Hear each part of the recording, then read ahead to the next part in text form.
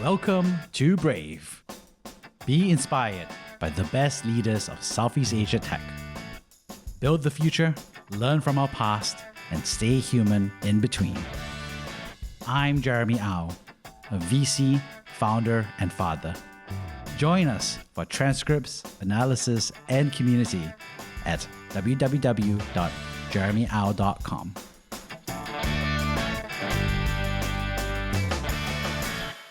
Hey, good to have you on board, Karthik. I'm really excited to share your journey with the whole show.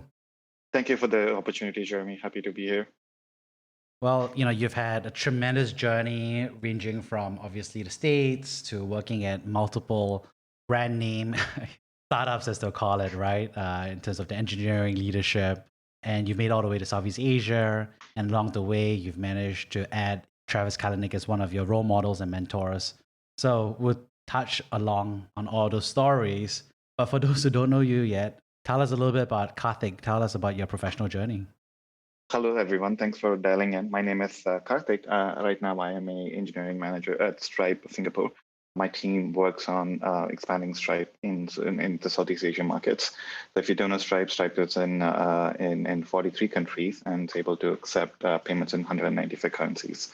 But yeah, going back to my journey, I got into computer science during high school. My first computer was when I was in my ninth grade, and ever since I fell in love with programming, and I attended top coder contests, online programming contests that used to be my undergrad and high school. Since finishing my undergrad, I started contributing to Linux kernel and major projects such as Hadoop, HBase at the time. Every part of my career, my interest was picked by the technology, the advancements in the technology. So I was always learning, always looking at what is happening in the industry, to a point where this is an interesting story which I can share. Back in 2011, I bought 12 Bitcoins and sold them almost immediately just to understand what it is to be a cryptocurrency and what it means to be a blockchain. So that's how I was driven by what's happening in the industry.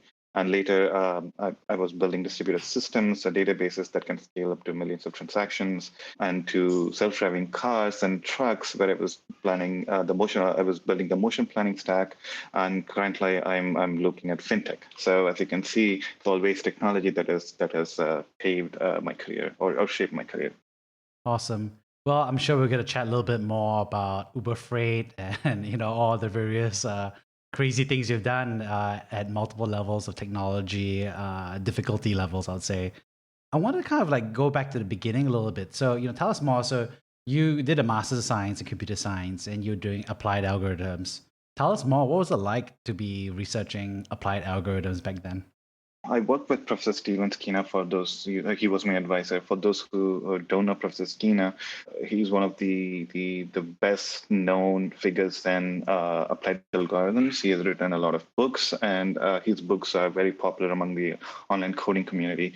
So it was a dream came true when I joined his lab. Yeah, researching was more about learning from him. It was mostly what I was doing. And then here's an interesting thing. Skiena doesn't tell you what to do. He gives you directions. He was one of my role models. We'll talk about the role models later, but he was one of my role models. And the way research works is that you show something, he would give you a small problem statement, and then you go work on it and then show it to him and be like, okay, can we improve this? And then you go back and work on it, can you improve this? And then finally, he'll be able to piece together all the work you've done into a paper. Right. So that is how applied algorithms works. And for those who are from computer science background, the difference between applied and theoretical is that applied means essentially you are taking an industry problem and working on it. For example, flight planning. Can you go from point A to point B with 4 different stops and still make money, right? And not have a terrible customer experience. So that's the kind of a practical problem you take and work on it. In my case, the practical problem that we worked on was sentiment analysis. At that time, I was 28 to 2008, 2009. At that time, the challenge was that we are getting a lot of data from Twitter and Facebook. They were coming up. And then online blog space was also becoming very popular. Now, we wanted to analyze how these impact the way people think about politicians and celebrities in general. So we developed an algorithm that could tell you that given a personality like Barack Obama, it can tell you whether his sentiment in the public perception is positive or not based on the actions he took the previous day or the next day. So it's essentially crunching a large amount of data and bringing up these insights. So that was the research that we were doing at the time. So, you're doing research, and obviously there's a big path for a lot of folks at that point of time, right? Which is, do they either go into more academia, right, and go the research route, or to join the I don't know, the forces of Mordor, the evil private sector, right? So tell us more of, like, did you know going as a master student, did you already know that you academia wasn't there for you, or were you debating it? I'm glad that you asked this question. I wanted to be a PhD student, actually.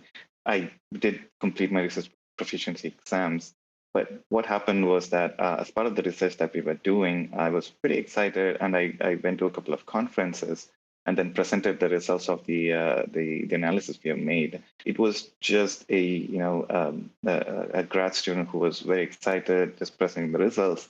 And then in one of the conferences, I believe it was 2008 Hadoop conference, a couple of VCs approached me and said, "Look, this sounds like a very good idea. Can we commercialize it?" And I was like, "Yeah, why not? Right? If somebody is interested, why not do this?" And that's where we started pivoting from a research project to a more of a commercial project. And the company was called General Sentiment. We founded it. At that time, AWS was coming up. We cannot use lab resources for commercial purposes, so we had to move all the number crunching to data crunching to AWS. And it was a desk and then 4 researchers working with VCs. It was an interesting experience, I would say. And we had to build essentially everything from scratch. And 2 years in, I realized that I am more of an engineer than a researcher at that time. And it was pretty clear to me that going back wasn't really an option, which is where I decided to just continue being in the industry instead of going back to the academia. But my original intent was to be in the academia. That's very interesting. I never knew about that. So these VCs were like the snake, in the Garden of Eden, right? Giving you, asking you to eat a forbidden fruit of industry, right? Yeah, yeah. When somebody approaches you and says they'll give you money, and I've never seen that much in my life, it's like, yeah, great, sounds good. Sorry, that's a great story. So wait, so tell us more. Like, okay, so you presented. Bring us to that room. So you're presenting that paper, and then some VC walked up to you and gave you the business card, took you out for a meal. Like, what was it like? To my advisor, it was mostly on the side. So to be very honest, so it was my advisor working closely with the investors in founding that company. I was mostly listening to the conversations about how there is potential for making a lot of money with this kind of data, how NBA players would be interested in it, and even media or Hollywood celebrities would be interested in this kind of data. It was novel, right? Big data analysis is now something that we take for granted, but at that time, to processing something like a 2 terabyte of data was not commonplace. Frankly, there was a time it struck me. Look, I was just doing it for fun, and somebody thinks that there is a lot of money to be made, so why not, right? That was what was going on in my mind when these conversations were going on. Yeah, I mean, it's actually a common story, right? Like advisors get, they're building something that's really interesting, and then there's a, interested edge of like commercializing, and some people go back to academia after the commercialization is successful or less successful. What was it like, at I guess that was your first startup, right? I guess watching the commercialization of this technology and transitioning from academia to commercialization. I work 20-hour days. I remember that vividly. I come home, I sleep, wake up around 5 a.m. and just go 5 a.m. to 6 a.m. and then go back to work and eat at the office. It was just complete dedication, and I ignored personal relationships to a large extent. And that is one part I vividly remember. The other part was showing progress, right? Before that, you're in the academia and you're kind of working with your professor. There's no goal. It was mostly set by your own self. And then now we have a boss, you have a CEO who is tracking progress and wants to know what's going on. So that was also a little different. And the third one is budget management and team management, hiring. So before that, you're just working with a bunch of PhD researchers with you. Now you need to go hire people. More importantly, identify what kind of people you want. So that was also a big change, I remember. And then these are positive things. So lastly, one of the things that I remember that didn't work was outsourcing prematurely. So at that time, outsourcing was a big deal. For this kind of sentiment data, that you can see it as two parts. One is the backend part, the data crunching part, where you build all the models and data points, and then there's a front end part where you plot them on a graph. One of the ideas that came from the VCs was that, okay, let's just outsource this front end part to one of the Asian countries. That way we can save cost, right? Turned out it wasn't a great idea after all because it was premature. And we had I vividly remember this, we had a deadline for launch. And the previous day, we found that the data that was being sent by the backend and the way the data was plotted was completely wrong. I remember just closing my laptop, walking out, and taking a car and driving to Boston, and did not look at my phone, did not look at my laptop for 4 days, and just waited there. Wait. So you're so frustrated that you closed your laptop for 4 days. What? Wait, how does that work? Okay, so tomorrow's the launch, but everything looks wrong. What do I do? The clear answer is not going to happen. We need to plan it, but at least worked 20-hour days. Let me take a break so that I can come back fresh and start again. So that was the intention behind it. Tell us, so that was your first ever job, right? How old were you? What year was that? This happened in 2009, so I was 23. Yeah, so pretty much your first job, your first startup job. Wow, that's a crazy. That's a very common first startup job experience, but it's a tough one to be in every single time, right? Actually, it wasn't a first job because when I graduated from undergrad, I joined VMware pre-IPO. That was my first job. I was there briefly, and that's where I realized that my undergrad education can only take me so much, and there are way too many smart people. And that's what led me to go to grad school, and that's what led me to my own startup. So, yeah. Oh, awesome. Yeah. And then, how did that startup journey wrap up? So, you were there for, a few years, and then how did you eventually transition to working at Juniper or at Microsoft, yeah? Sure. A couple of things happened as we were working on this product, as we were building it. At some point, it was starting to look like we don't need specialists. It was more of, okay, let's just say save costs. Let's try to sell what we already have. We need operators who can run the job daily, and someone to maintain the front end and the back end and not make any changes.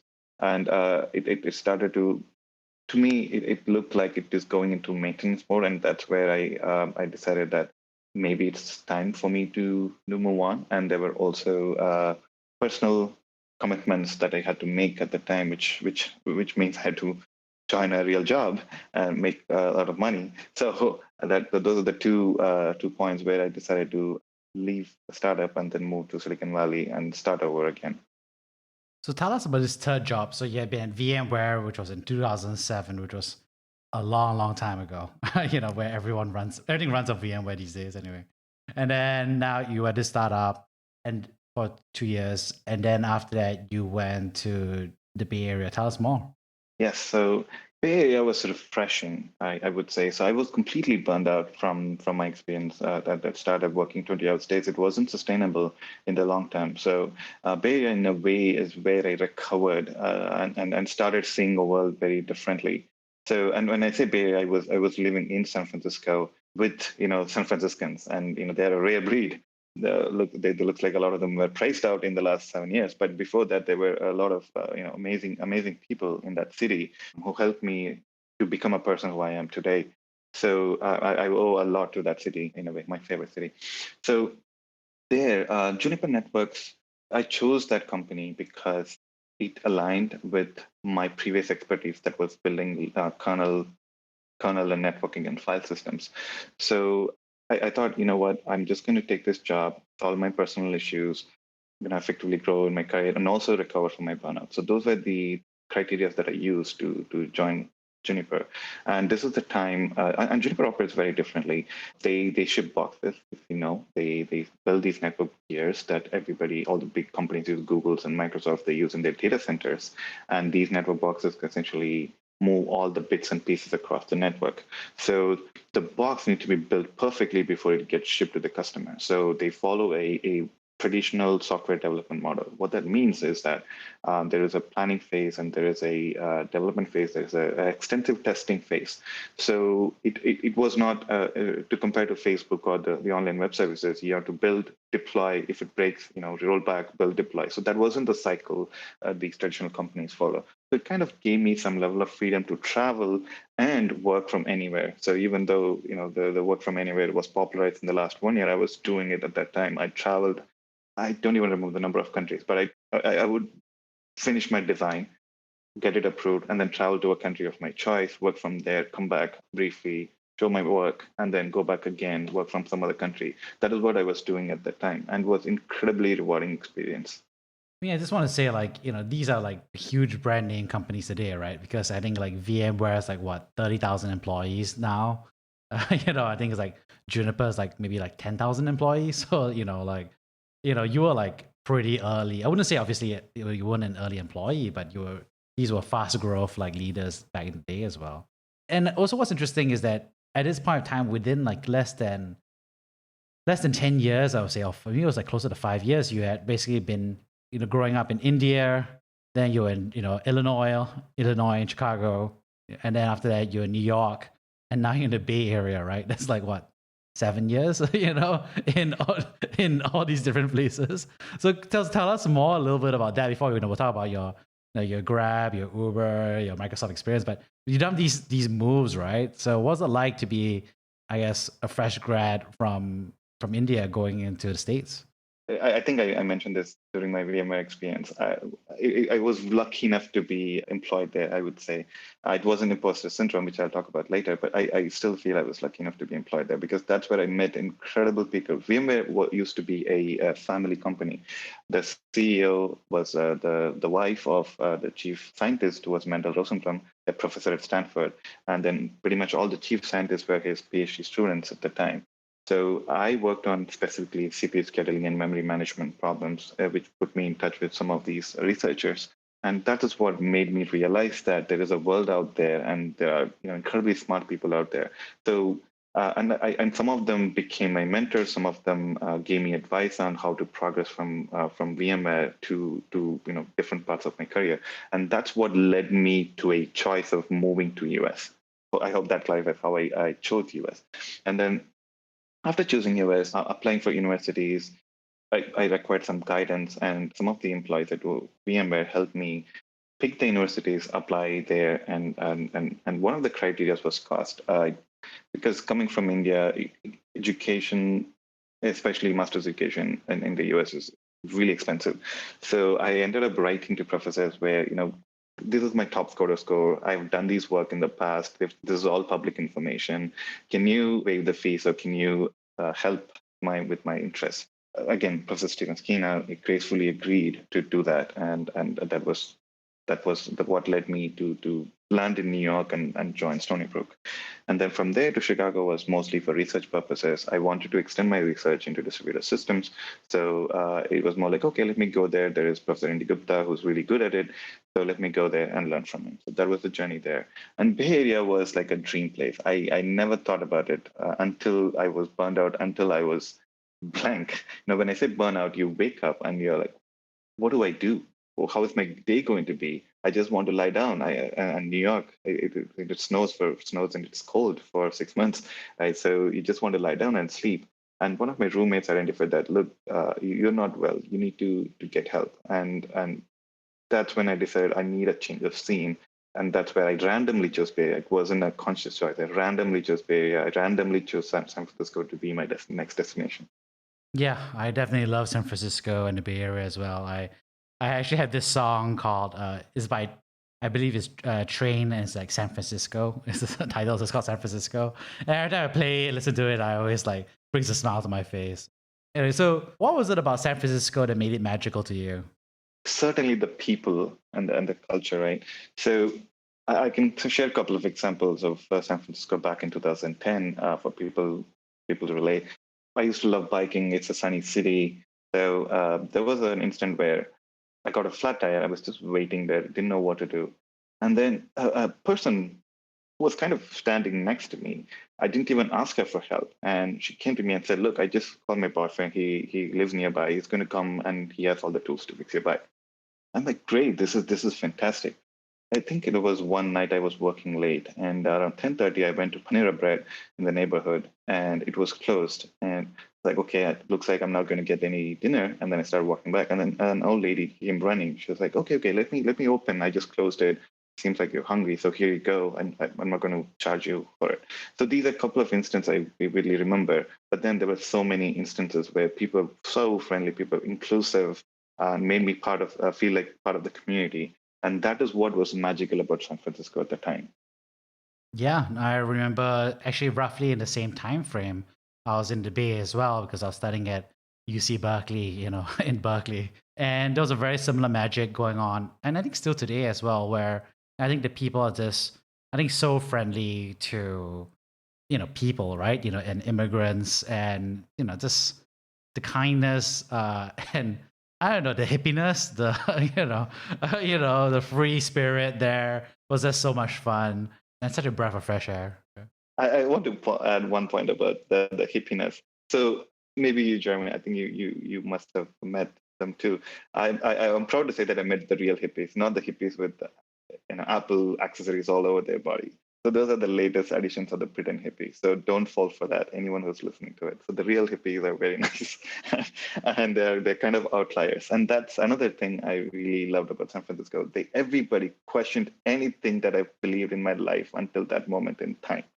So and in a nice way, right? So the conversation would go like, "Oh, look, why the drinks and smoking is allowed, but if you take marijuana, it's illegal."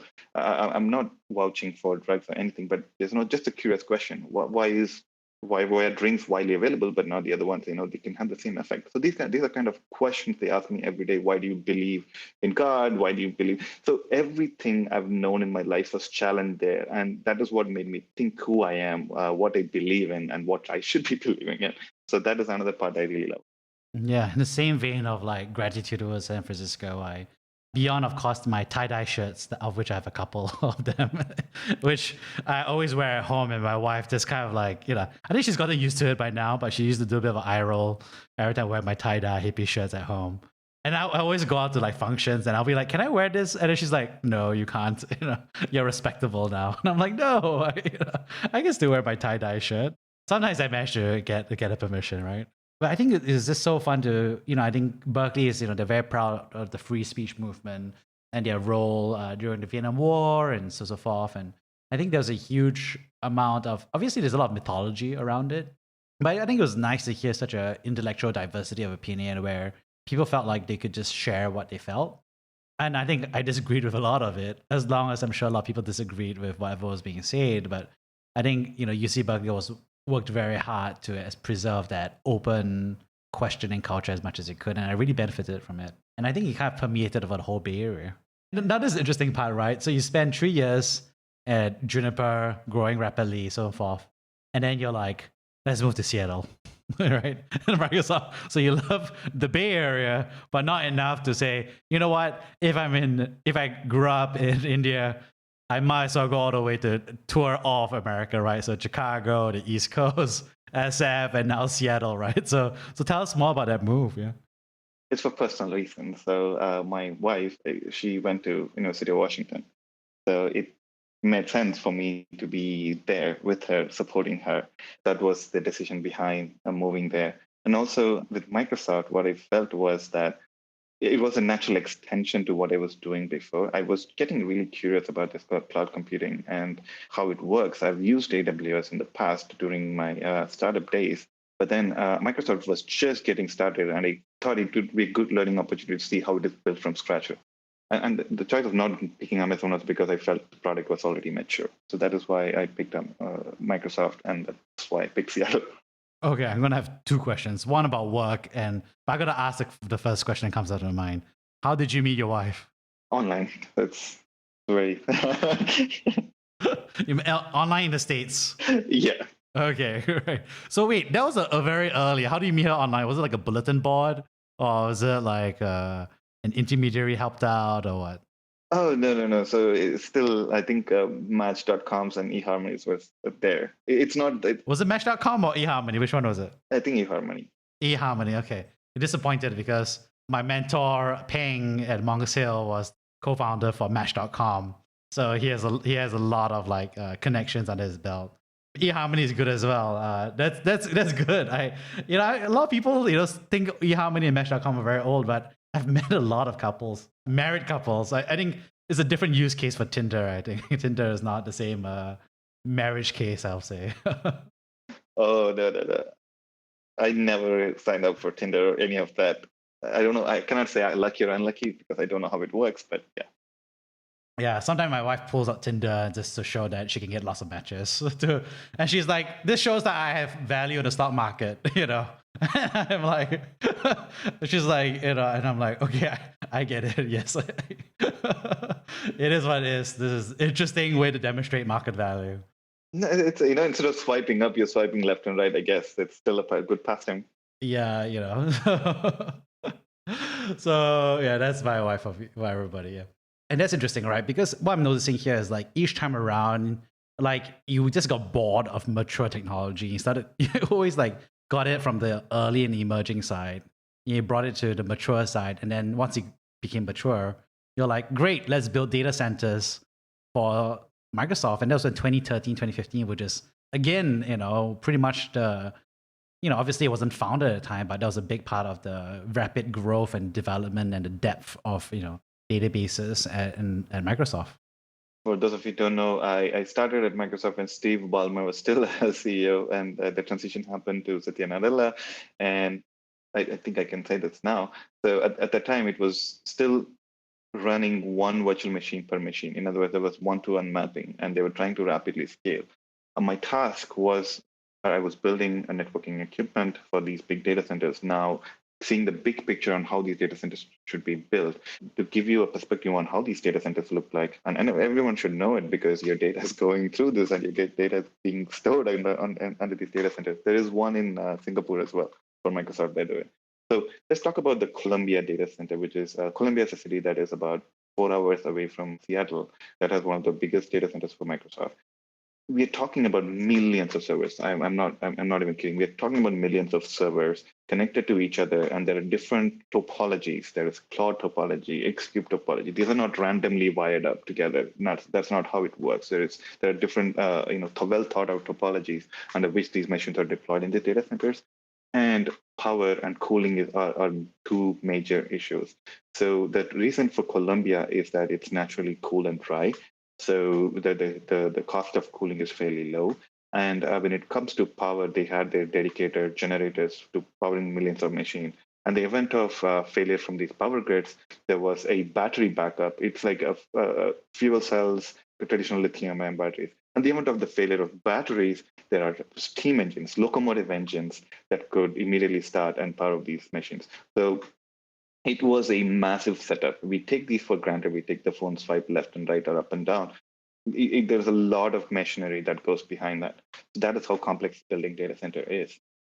At this point of time, you've kind of like gone through a couple of different culture changes of different companies. But in one of those 2 years, you were seeing the transition between Balmer and Satya, right? And obviously, we now know the market performance, and Satya has been quite tremendous, right? Both in innovation, approach. Did you see any of that culture change or strategy change? Or was it obvious then that Satya was like going to be a great CEO? Or was it more like, oh no, we're not really, we can't really tell whether it's a big change or not? What was obvious at the time was that a change was necessary. And but what wasn't obvious was if Satya was going to be the change agent that the company requires, at least at the initial stages. But to me, one of the personal experiences with Satya was that I had the fortune of meeting him once, and I asked him, I know you're new, Satya, but there is a perception of Microsoft that I want to change. If I go to Bay Area, everybody is about Apple. Apple is a cool company. Steve Jobs is a great CEO and a great product manager. Whereas if you look at developing countries and other markets, Microsoft is still very popular. And I still love all the Microsoft products I'm using. What is causing this perception difference between Apple and Microsoft? And he said, perception goes in cycles. right? So at some point, a company would be very popular, and at some point, in some other company would be very popular. These cycles are not something we should focus on. We should focus on building quality products. So he immediately shifted the strategy from everything on Windows to everything everywhere. So it was the biggest strategy change, which was heavily unpopular, but he was one of the leaders who made that change when I was there. What that means is that everybody was moving towards Apple or Android phones, but then they were starting to also use Google products in those phones, Google or Apple products in those phones. So Satyananda said, look, let's build Office for Apple. Let's build Apple for Android, Office for Android phones. So that is how he started looking into the proliferation of platforms and how he wants to be in those platforms. I hope that made sense. Earlier, the strategy was let's keep everything Windows, Microsoft Office exclusive to Windows. But later, he changed the strategy to say we have to be in these devices. So we're going to assume everybody knows what happened. So we're just going to jump straight into more like the inside out, right? Which is, why was that change unpopular? Partly because Microsoft completed a $7 billion acquisition of Nokia devices at that time, if you remember. So it was to build phones and tablets and surfaces, which we still use. The shift was kind of a move away from a decision that was made like 6 months to 8 months ago, right? And also, Microsoft enjoyed a dominance in the industry for a very long time. So accepting that, okay, now Apple is a platform that we need to cater to, Android is a platform that we need to cater to, was a mental shift for employees of Microsoft. So those are the reasons what made the change very difficult. And you did your 2 years at Microsoft, so you already kind of like made the whole rounds of all the giants of, Silicon Valley, or at least in technology. And then you decided to join Uber as an engineering leader, right? So tell us more about why you joined. What was Uber like in those early days when you joined? Sure. So this is where the story gets really exciting. So Microsoft was one of the biggest companies I worked for. It's 100,000 employees. It's a big machinery, and it was still early in my career. So what I felt was that the execution was still well thought out, but it was kind of slow for what I was looking for, and that is what made me look for a new job. And even before my wife graduated and joined a job, I told her, look, I'm leaving. You can come and join me later. So in a way, I left and moved back to Bay Area just because I was missing the energy of the Bay Area. And at that time, I considered a few companies. I think Quora, Snapchat, Uber. Those are the three companies that were up and coming, good people that I know from the past. So, and the choice of Uber was primarily because of the team members, and the vision. So tell us more. How at the time, how big was the Uber engineering team when you joined? I think I was 300 something. That's how early it was at the time, and Uber was growing crazily. Looking back, I still feel I was very lucky to be part of that juggernaut. Yeah. When you say 300 employees or 300 engineers? 300 engineers. Awesome. And so obviously at 300 engineers is an interesting piece, right? Because it's an order of magnitude smaller than Microsoft, VMware, and Juniper. So you must have been doing a lot of like organizational change, processes change, engineering culture change. What was that like coming in? Yes. So, and this is where my leadership journey is kind of officially getting started. So earlier, when I had my startup, that there was a certain level of leadership, but it was at Uber where the pace at which the company was growing and the number of people we had building things did not match up, which means you're wearing a lot of hats and there is no proper structure, no proper organization. Everybody does everything. People are reporting. There are no formal managers looking at career planning, no formal VPs of engineering looking at organization structures. So I kind of ended up doing quite a lot at the initial 10 to 12 months. That was the time I started realizing about how best to set this organization. And I worked with some of the senior leaders and helped them look at the Uber's infrastructure organization that I was part of at that time, and how to split that into better structures. So at this time, you had shared with me previously that, you were happy to have gotten to know Travis and to have been coached by him on this. Tell us a little bit more about what's it like, meeting Travis, because none of us have never met him. We've only read about him. So tell us more, what was it like? Sure. So I know Travis has been a bit of a controversial figure in the media, but then one thing we should remember is that he did build a massive industry from scratch. We all owe that to him. And there are three things I want to mention during this podcast. One is how to build a mission-driven organization. Travis was at the front and center of everything that is Uber, the brand and the employees and the mission. He was front and center there. And during the 2017, as everyone knows, what happened, people did not leave in droves. They stayed back. Everybody looked into the company and said, what have we built? How to fix it rather than like taking flight. And that is in some ways attributed to Travis and his leadership. People loved the company a lot, and they were giving 150%. So Travis is a leader that definitely built a company, a mission-driven company. So, and when I say mission-driven company, it's also important to talk about what was the mission of Uber. From looking at it, it's very easy to dismiss it as a taxi company. But if you look very closely about the experience of getting a taxi before Uber days, again, Jeremy, you can relate to it. In San Francisco, you have to literally jump in front of a taxi for him to stop and even consider you as a passenger during a Friday night. So why was taxis very scarce? It was because of a concept called medallions. So taxi medallions are very scarce. It's a rare resource that lets you drive a taxi. It's kind of a license that you need to have before you can drive a taxi. And these medallions were fewer in number, artificially fewer in number, and they go up to $500,000 at $1 million. That is completely unaffordable for regular taxi drivers. So taxi mafias, they hoard these things, and they will have a proportional number of cars which they rent out on an hourly basis or 4-hour basis, which is why you meet a lot of grumpy drivers, because within that few hours, they need to make as much money as possible before returning their car. So that was how the whole industry was set up. And then Travis was set to change that. And this wasn't only the case with the US, it was the case with many different countries. So that's what he was set to change. It was obviously very difficult. And when he shared this personal journey on how he can fix it, that's what motivated the company. And then there was another learning from this, which was holding unpopular opinion is okay at times. If you're a CEO of a company like Uber, you cannot please everyone. The journey is treacherous, so unpopular opinions are going to be there. So one of the unpopular opinions I remember was, tips. It was a controversial topic. Again, this is very specific to the US context. If you go to a restaurant, a 15% tip is kind of mandatory. Why is that? It's because back in the day, there is a $7.25 minimum wage that was set, but then it doesn't apply to restaurant employees because the tip is factored into that $7.25.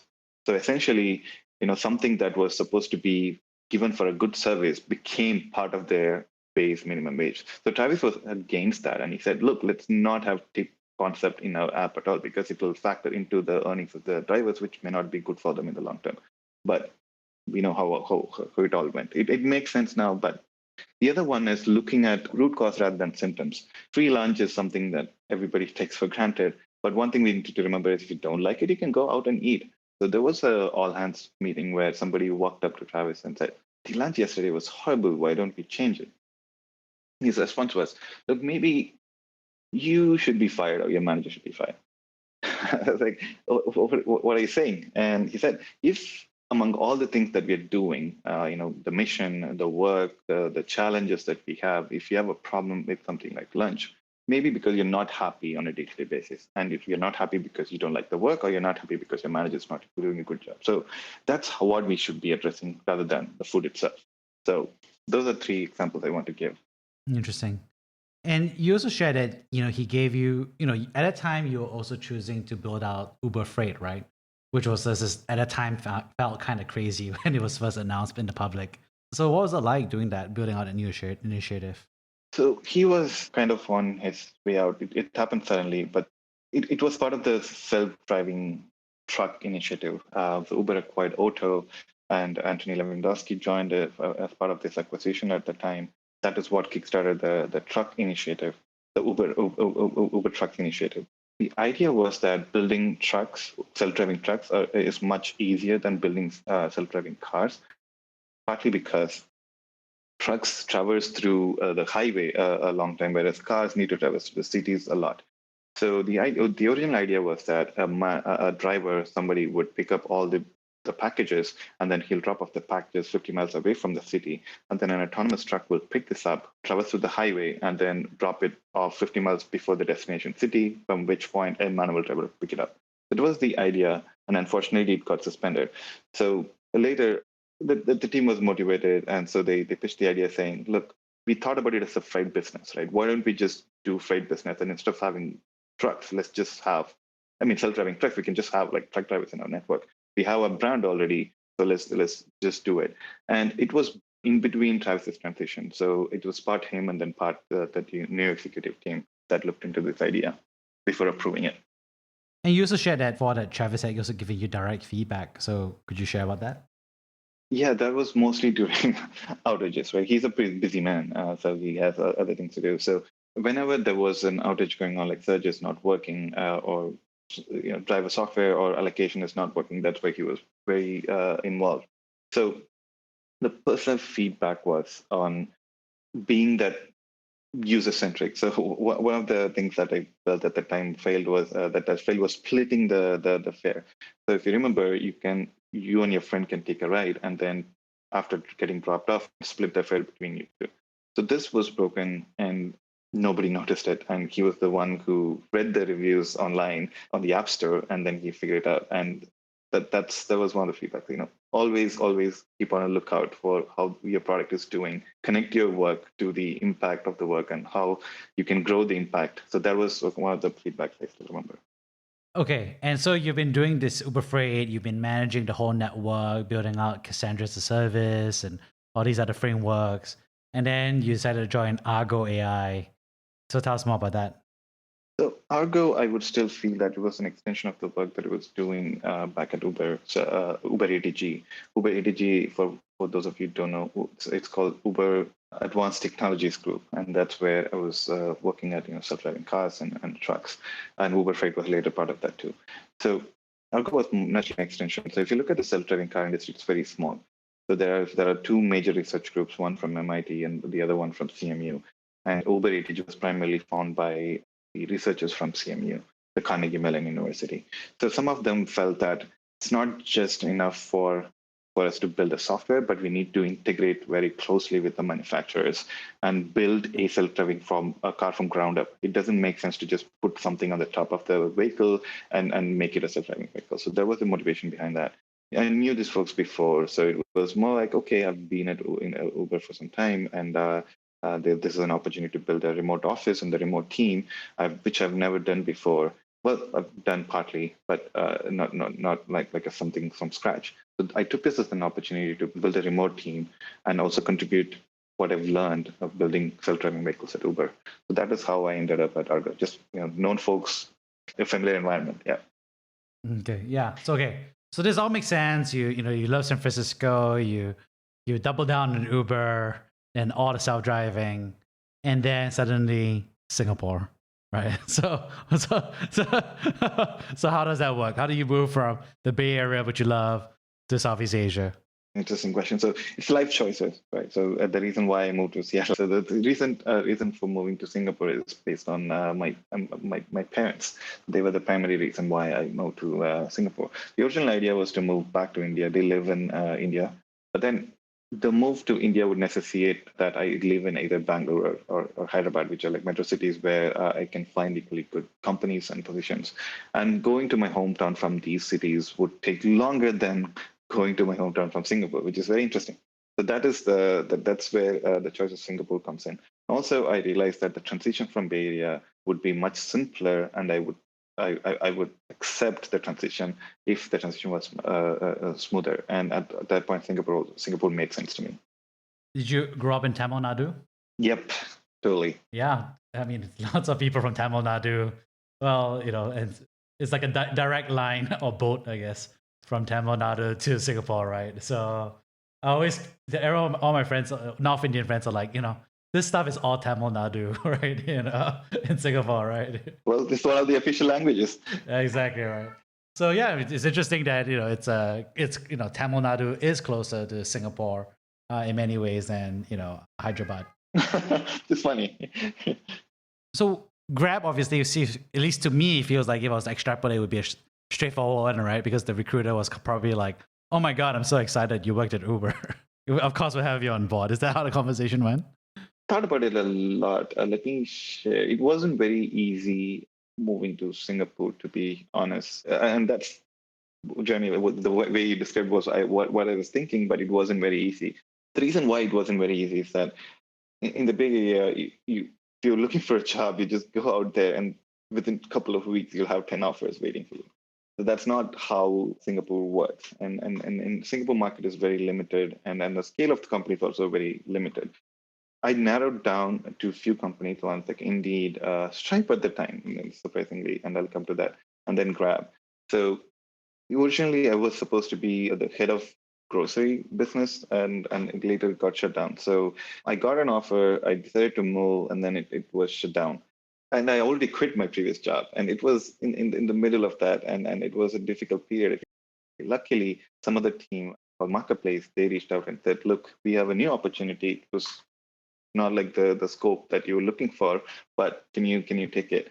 And I just took it. And the reason why I didn't go with Stripe or Indeed was that at the time, after building remote office for Argo, I realized that it is a challenge, being in a remote office, and it's like being in a time warp. You work in certain ways, and then the headquarters is kind of moving really fast. They're different. So, and then you don't have all the information, and then every day you sync up and you get new level of information, but then you're not part of the day-to-day discussions. So that is what drove me to pick a company that has a headquarters in Singapore, and at that time it was just Grab. Interesting, yeah. And at this point of time, obviously now you've worked in a lot of the titans of Silicon Valley, then the new emerging titans, called Uber and SF, and then obviously now Grab. I'm just kind of curious, were there any like big culture differences that you saw? Oh yeah, it was a big change for me. I was new to the market, and as I mentioned, the reason why I picked a company with a headquarters is because I would get to learn from them. It's the heart of the business, right? So a lot of processes are set up, a lot of development is set up. That was the reason. But then again, coming back to the culture differences, what I found moving to Singapore was that a lot of my management experience had to be revisited. I was used to these debates, right? So you have a team to manage, and then there's a project that needs to be done, and there are a lot of ideas. You also come up with an idea. Your team members come up with an idea. You debate it out, and then you come up with a good solution. I come here, and then I'm like, the first meeting, hey, here's an idea, and everybody says yes, let's do it. It's like, no, no, no, no, no, that's not how it works. We need to think about it, and then look at the other solutions and pick the best one. So that was one of the first differences in terms of culture. The other one is large meetings, really, really large meetings. So you have so many people, and you have this meeting, and there are so many stakeholders to agree to a particular decision. It wasn't something that I was used to before as well. Meetings happen in a small group, and decisions made in small groups, just to make everybody to be efficient. And the organization structure supports that. That wasn't the case here. There was another difference. The third one is it's the ownership aspect, right? So I think we should talk about this a little bit later in detail, but the ownership aspect was missing, which was just also surprising. In other words, you're building a product, something like search pricing, something like forecasting system, but then you don't really connect with the results. Somebody told you to do it, you're just doing it, but you don't really connect to the user who would be using that product. Whereas in Silicon Valley, the connection is really obvious, and every engineer wants to know how this product is going to be used by an user, and they work very closely with it. So here, that was another change I need to get used to as well. So those are three main things I remember. No, that's interesting. And after that, now you got Stripe. Yeah, after my experience at Grab, so I realized that fintech is up and coming. Grab was fine. I think I got a lot of good opportunities, good team members. I was able to make several changes, partly to address all the problems that I discovered when I moved here. So I changed my approach first. One was from saying, "Look, we should do this," to "Can we do this?" More of a questioning, inquisitive approach, and that helped with the first problem. The second problem is again having extensive notes discussing asynchronously rather than having large meetings. And then the third one is I ran a hackathon for my entire team where they traveled to different parts of Grab's markets, interacted with the customers, came back with ideas, and we ran a hackathon. So those are kind of things that Grab enabled me to do, and I'm really thankful for that. those opportunities. And later on, last year, Grab was really hit by the pandemic. That's where we went from scaling everywhere to like, okay, let's focus on our core business and how do we become profitable. Which are kind of good goals. But then I thought I could be better for my career's sake. I thought that it would be good to go to a company that is scaling and expanding during these times, and that's where Stripe came in. It was an easy choice. I just went back and said, look, we interviewed back in 2019, so it's just like, can I come in now? And Stripe was like, okay, fine. One thing that's over this career is, you used to be an individual contributor as an engineer, and you started leading small teams, then larger teams. At Grab, you're managing 30 software engineers and data scientists. So how do you feel like your leadership style had to change as an engineering leader over time? One thing I stopped caring about was the titles. I started caring more about the scope than the title itself. So what is the scope of my role? How can I make impact? So that is something that changed over the period of my leadership. Earlier, I used to think that bigger teams are better, but now I don't hold that belief in first. So smaller, nimble teams make faster progress, create more impact than larger teams, because the coordination cost itself is much, much higher than the actual product. So that is one belief I remember. The other one is technical competence with a strategic view of the business is one of the rarest skills that engineering I need to develop. Initially, delegating work was very difficult. We've mentioned, technical challenges, what I get excited by. So when I started managing teams, delegating work was one of the challenging things. Now I learned that it is one of the essential skills, and I'm able to do it more effectively. And then the other one is, a lot of patience, assertiveness, and an exceptional ability to listen. So earlier, I used to jump on problems. Somebody says, "Look, I have this problem." I'm like, "Okay, let me go solve it." Right now, I listen.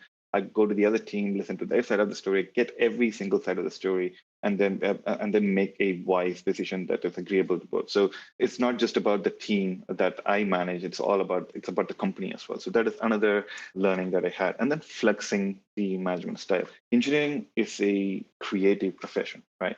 So traditional approach such as, look, this is my management style, doesn't really work. You have to cater to individuals that you're managing. So that also took some time to realize. Some people are independent, they want to be independent. You just give them a one-line statement, they'll run with it, they'll finish it. But for some people, they require a lot of guidance, hand-holding, which is okay, but you need to flex your style according to each of your team members. That's also another thing that changed over the career. Wrapping things up here, if you were to go back 10 years, where were you at that point of time? And what advice would you give yourself back then? I would still say keep learning and keep experimenting. That's what got me where I am, and I should never ever stop that. So going back, I would just tell them, like, always, always, always keep trying, always learn new things, improve yourself every day, and yeah, that's life. Awesome. Thanks so much, Karthik. I really appreciate it. So we're moving on to the Q&A section. So if anybody wants us to raise their hand, feel free to raise your hand and we'll be able to have Karthik answer any questions that you have. If you raise your hand about his time at Stripe, at Grab, at Uber, all these other places. So if you raise your hand, we'll go from there. Awesome. So Karthik, how can people reach out to you if they want to hear more or, reach out to you for more questions? Sure, LinkedIn is the best way. Feel free to connect with me. I'm happy to answer questions there. Also, Jeremy has an awesome site too. Feel free to become a member, and then we can talk there as well. Awesome. We now have a new question. So Lee, feel free to ask your question. Hey, Karthik. Can you talk a little bit about the engineering culture at Stripe and compare it to what you experienced at Grab and Uber? Good question. Stripe is known for their engineering culture. In general, they're highly positive culture. So the way I can compare Stripe to Uber, I would say Uber is more of a better comparison, is that Uber grew more rapidly, and partly because it's a consumer-facing company, whereas Stripe is a B2B company. And the way planning works at Uber is more bottom-up, meaning you can hire any number of people. And when I mentioned I was about 300th employee, within a year we had about 5,000 employees. So that's how fast Uber grew. And they could be working on many different things. Even teams were working on the same things, but in different ways. Stripe is more measured in the growth. So when it comes to hiring, when it comes to expanding, there is a a lot more thoughtful approach to what we need to do than saying, look, you have to conquer all the markets and let's just keep trying things. So the experimentation part is very low. The other aspect of Uber versus Stripe is that Stripe is on a highly regulated business. You're moving fast and breaking things and experimenting doesn't really work. So we need to take a measured approach. Okay, this is work and this is acceptable to the regulators. So we need to keep all that in mind. The third part is security, right? Security and privacy are paramount when it comes to financial transactions. So the focus on that would mean that there are a lot of reviews and how to deploy, how to develop products. So that's also something very different at Stripe compared to Uber. Okay, that makes sense. You have to be much more methodical and controlled in how you go about it.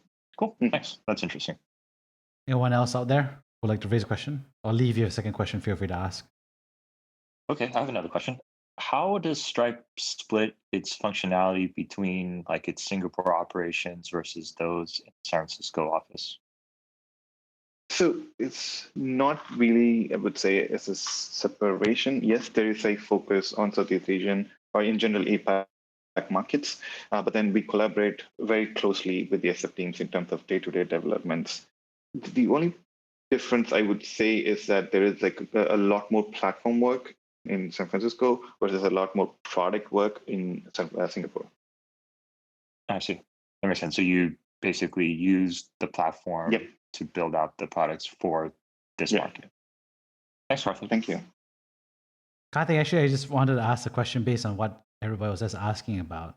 So one of the big questions that I often get from sea turtles, for example, returning to Southeast Asia, or about, just yesterday, I was just having a call with someone who's thinking about moving from Seattle to Singapore, and she has a partner and everything. So and you've done a lot of moves with a partner.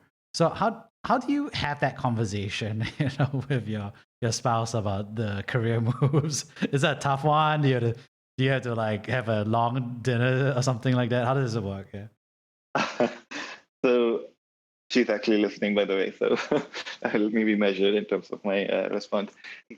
The interesting part is not to show up one day and say, look, we are moving to Singapore, or look, we are moving to some other country, right? So that doesn't work. And my partner actually works. She's also a software engineer. She's a software engineer at Facebook today, and she was a software engineer at Amazon Bay Area. So it wasn't really an easy move. In fact, if I have to relate back to my job search in Singapore, I would say that my partner found it more difficult to find a job that has the scope, the salary, and the responsibilities that she was looking for at that time. It was in some ways a more difficult move for her than me moving into a leadership role. But the key is giving a heads up. For the move to Singapore or move to anywhere outside of Bay Area was a 1-year conversation for us. It was like after we had our first child, we were thinking what's best for her. Is it best for her to be close to grandparents? It was a constant discussion, and it was an everyday discussion. I think that's key. And every day there's a concern that's coming up, and then we address it. Then the next day, new concern comes up, we address it. So you get the point, right? But just before the move itself, there was a miscommunication. Yes, everything was smooth at that point, but there was a miscommunication about when I would be moving to Singapore, and she was caught, unplanned. I said, okay, in 2 months I'm moving. I signed the offer, and so like, wait. We were discussing, and suddenly you're like moving. I haven't even started my job preparation yet, and I was like, oh, I told you before. No. We were discussing. You never told that we made a decision. So that was a miss on my part too. And which means that she had to scramble at the last minute and manage the child all by herself for a couple of months. At the same time, attending job interviews, which made it very, very difficult. I remember the times where she'll have the child who was 1.5 years at the time in her hand while attending interviews for Singapore companies in the middle of the night. So yeah, it could have been better. We're glad that it worked out. Yeah, I think my wife and I also, moved back to Southeast Asia. It was like a 2-year conversation, and it wasn't easy. A lot of miscommunication along the way. I always tell people like we may never have pulled the trigger if it wasn't for COVID, because I was in February, March, and I was reading the news, and the English news was pretty chill. Like I was like, oh, China's working on it, right? And I was reading the news in Chinese, and they were panicking and bricking their neighbors in, right? And so I was like, there's a bit of a disconnect here a little bit, right? Between the, I remember my American friends were like, wow, they're building a hospital in a week, very interesting. And I was like, okay, it's not you're like, wait, like it's interesting, I think, but they're not building it for fun, right? Not for a Guinness record, right? They're like desperate, right? So I think, as I remember, I convinced my wife. I said, it's probably going to come. I have a thesis that's not going to be great in New York, where we are. We have a nice Times Square apartment, but 40% of New York doesn't have health insurance. It's not going to go well. Why don't we just do like a, I pitched it to her as a 2-week holiday in Singapore. That was interesting. Yes, I should have done that too. That's a good tip. That was a tip. So in my case, it was my first trip. The move was her first trip to Singapore, which wasn't the way it should be. Yes, that's another good tip, Jeremy. I wouldn't recommend that. I think that was a very one-off situation. And even then, I remember she literally packed for two weeks, and she almost didn't make the move with me. Actually, to be honest, like the night before, she was like, I'm just gonna stay here. I don't think it's gonna get that bad, because I think it was like less than 10 cases. And I was like a little bit more skeptical, so I packed for like 4 weeks. So yeah, but that's also we ended up making a move. And for the record, that's how I also ended up accidentally during that move. Actually, that's how I ended up with a pandemic baby, which so things get busy when you're moving, right? And you just make a mistake and whoops, right? So. And that's how I end up having a 3-month baby today, Oh, congratulations. We should give them new names instead of pandemic babies. That doesn't sound very appealing, like millennials, Gen Z. There should be a new name for them. Yeah, I always like to call them miracle babies, which now I know it just means everybody says like we screwed up, kind of like. But in a way, isn't it a blessing to be in Singapore, because you can go to the hospital, have a baby, without being worried about any of the COVID situation. Yeah, for sure. I think that's what we were discovering while the situation was just getting rapidly worse in the States, and life was getting better. And then we discovered pretty late in the process, we're like, oh, we have a kid. We're like, okay, well, that changes. Now we have to reset our conversation again about how to move with your spouse, right? So that was another fun conversation. I'll say unfun, but to be honest, utterly honest, but it worked out. It worked out. Yeah. Yeah, one thing I definitely want to say is that in terms of childcare, in terms of supporting working mothers, I think Singapore has done a great job. Yeah, I think that's something that's really underappreciated for sure. Just like the ease of childcare in the situation is just dramatically better, especially also with a year of COVID, right? Well, I just want to welcome Bruce. I think Bruce has a question. So if anybody else has questions, feel free to raise your hand, and then I'll be able to bring you up on stage. Yeah, Bruce. Thank you for setting up the room. I'm a fintech entrepreneur based in Shenzhen, China. I used to work in Seattle, Microsoft 10 years ago before I moved back to China. So my question is, I would like to hear Karthik's perspective in terms of the engineering culture. Since you moved from US to Singapore, I want to hear your perspective, like US and the Asia, probably more specifically Southeast Asia, or maybe you also Stripe has engineering team in India. Oh yeah, Stripe. Yes, Stripe does have a team in India where we are hiring, and in Singapore, obviously, we're hiring too. So I think the Stripe culture is more uniform, so maybe that's not very interesting to cover. So probably go back to Grab and how the differences are. Yeah, so I covered one of the aspects, which was ownership, which was very different for me coming from the Bay Area. So the engineers are connected, mostly the companies that I worked at, the engineers are connected to the mission, or anyone who's building the product was connected to the mission. They're independent. They just run with it. And there was a notion of small startup, individual ownership within the company. But then here, what I found is that decisions are made top down primarily. So it's like somebody decides, somebody approves all the decisions. There's a hierarchical mentality. That was one of the changes coming from the Bay Area to Singapore. The other one is, which I covered earlier, was as a result of having this hierarchical organization and meetings and approval process, there are a lot of meetings where a large number of people come in, and it can drag for several days before a particular decision is made. So the decision-making process was very different. The third one is, in terms of leadership itself, the change was, again, it's a product of being hierarchical, is that the decision is not made bottom up, or even the planning is not made bottom up. It's like everybody feels that whatever they're working on was decided by somebody else.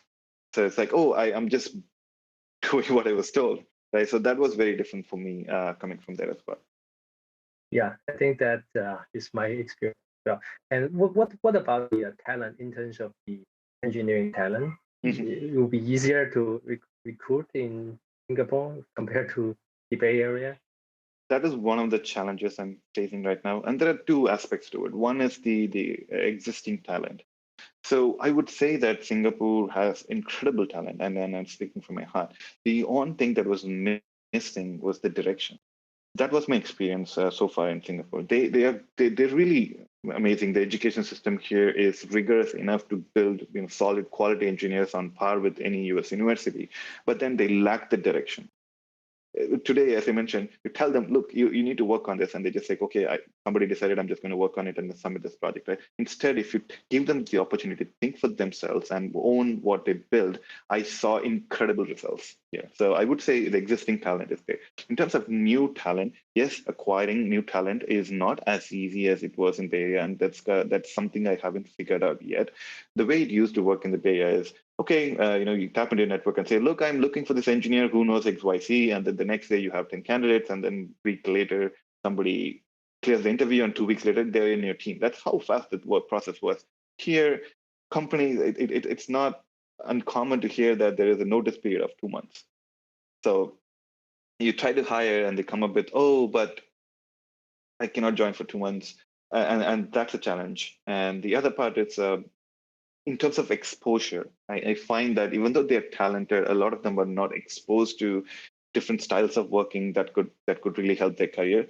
So I always face this dilemma of, do I take a risk, hire them and coach them, or should I just wait for someone who has done this before and hire that person? So those are kind of the challenges I'm facing today in terms of hiring. Got it. Yeah, thank you. Gaurav, go ahead for your question. And if anybody else has a question, feel free to raise your hand. Sure. Thanks a lot, Jeremy. I have a question for Karthik. I come from Microsoft, Karthik. So we share the employer. Okay. So Karthik, I just want to understand. I belong to product, so I'm not in core engineering, but Microsoft is a PM engineering place, so I understand engineering well. So what is the drastic difference working in India? If you ever worked in India, and Indian startups are doing pretty well. So and about Bay Area. So what's the difference you feel? I would not compare it with the Singapore, because Singapore, I think, primarily similar, much more aggressive maybe than Indian companies, but culturally we are kind of aligned. But Bay Area might be pretty different because they are leading the world in terms of startups. So what is the difference you felt as an Asian or as an Indian? Let me understand the question, guys. So you're trying to understand the difference between the Indian startup ecosystem versus like the Bay Area startup ecosystem for me as an Asian, right? Yes, correct. Yes. So I briefly worked at VMware India before moving to US. So I have some context. It could be really outdated because it was back in 2007. So I am not going to call myself an expert in that area, so unfortunately. Yeah, sorry about that. No problems. That's okay. Fine. Gaurav, do you have another follow-up question other than that? If not, we'll move to Siddhan. No, Jeremy. Okay. Siddhan, go ahead and ask a question of Karthik. Hey, Jeremy. Thanks for adding me in. Karthik, so I had a question. You just said that one of your challenges is whether to hire talent and then train them, or hire those who are already training them. So what's your opinion in it? Because from my background, I'm a recent graduate. So obviously, in my perspective, it will be like I would love to be hired and trained so that I can get up to the mark. But as per your leadership experience, what do you feel is the a better approach for you? Yes, thanks for the question. The way I think about the new grad, and there is one who recently joined the team, which is Albertus, who's another in the room, is that I need to set you up for success first. So I'm not just looking out for the company; I'm looking out for your success as well. So how can I make you successful? Is training you, right? And if I have to train you, I need to have the resources or people to train you. So, and when it comes to that, I look at the proportion of the team. How many senior people do I have, and how is their time being utilized? Is there a room for me to get in a new grad and make them work with the senior talent so that they can learn and grow. So the way I make the decision is looking at some of the work you've done during your grad school, your past internships, and general knack for technology, right? The one other thing I faced, the challenge I faced in Asia is that there is a set path for many. When I say that, some people think that engineering or medicine is just the way to go, right? They may be interested, they may not be interested, but it's just like the way the society thinks. Let's just go with engineering or medicine. So that's where I find some challenges in terms of new hires. They're not really motivated enough. It's very difficult to get them in and train them to be better software engineers. Got it.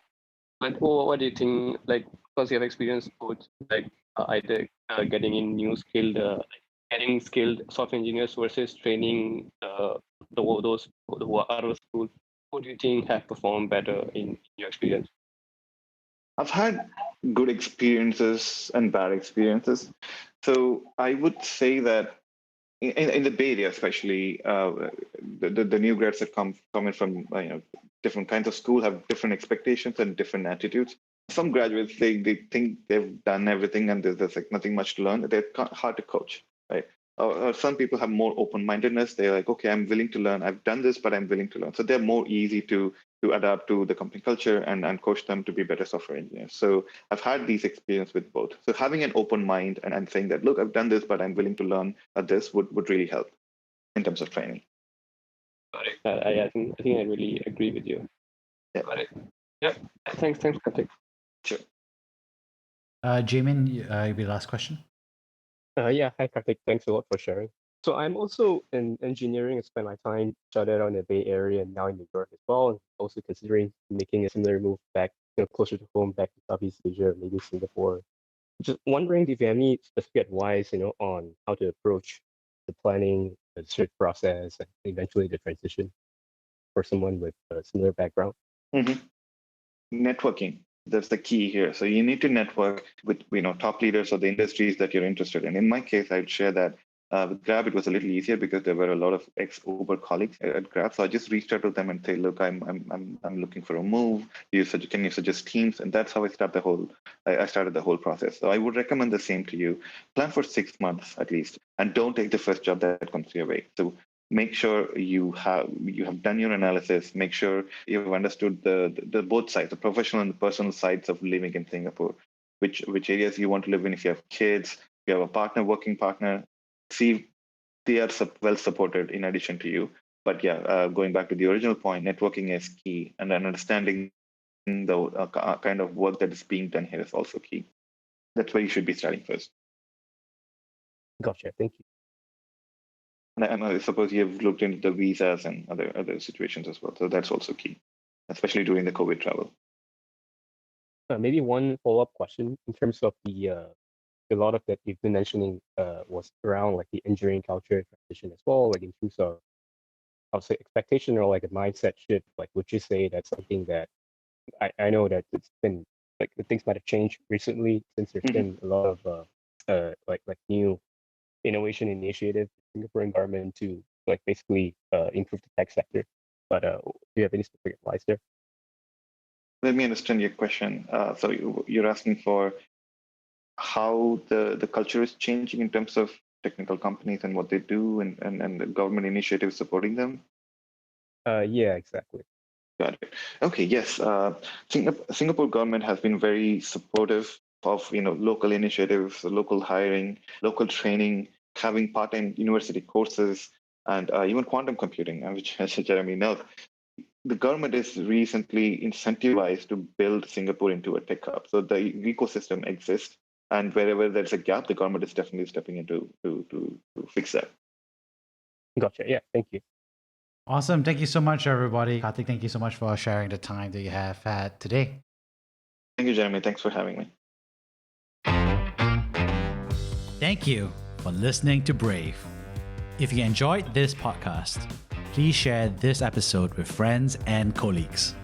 Sign up at www.jeremyau.com to discuss this episode with other community members in our forum. Stay well and stay brave.